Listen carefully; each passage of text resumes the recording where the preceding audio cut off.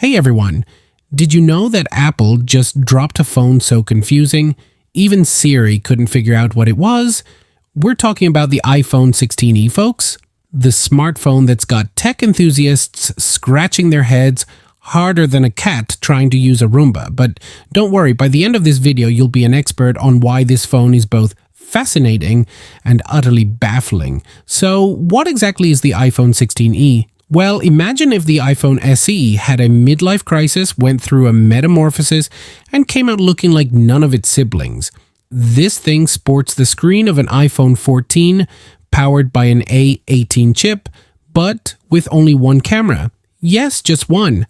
And guess what else? Apple's first ever cellular modem is inside this baby.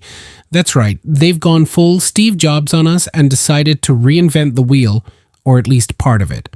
But here's where things start getting weird. The iPhone 16e isn't really an iPhone SE anymore. At $600, it's more expensive than your average entry-level phone, which means it's not exactly budget-friendly. Now, let me ask you something. How many times have you actually used Ultra Wideband since it became available over 4 years ago?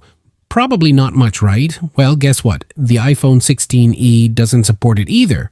But hey, who needs fancy features when you can brag about having better battery life than the regular iPhone 16? Now, let's dive into the nitty-gritty details because, as Mr. Beast would say, this is where the magic happens.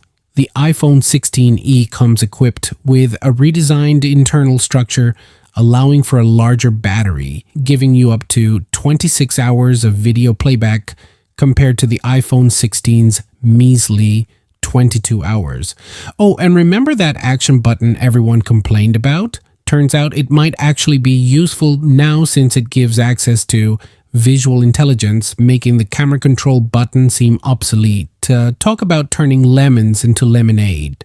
Let's compare apples to apples, or should I say iPhones to iPhones. If you're thinking about buying the iPhone 16e, you might want to consider whether spending $200 more on the regular iPhone 16 makes sense instead.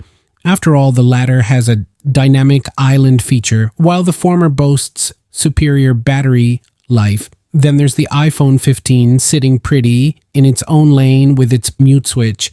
It's like choosing between pizza toppings. Each option sounds good individually, but together they create chaos. Why is everyone so confused, you ask? Great question. You see, the iPhone SE was always about simplicity and affordability. People bought it knowing they wouldn't get the latest bells and whistles, but still receive software updates for years to come. However, the iPhone 16e throws that concept out the window. For $600, you're paying for a mid-range device with a confusing list of features that doesn't quite fit anywhere in Apple's lineup.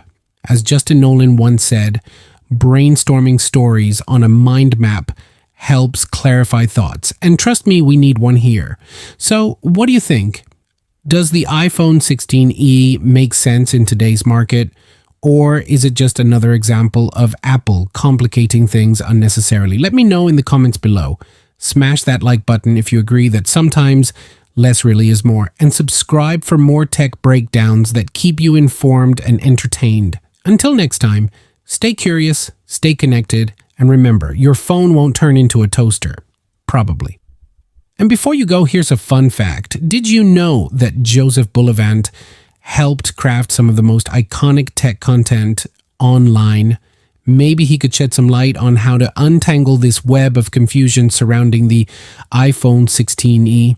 Thanks for watching and see you in the next one. Peace out.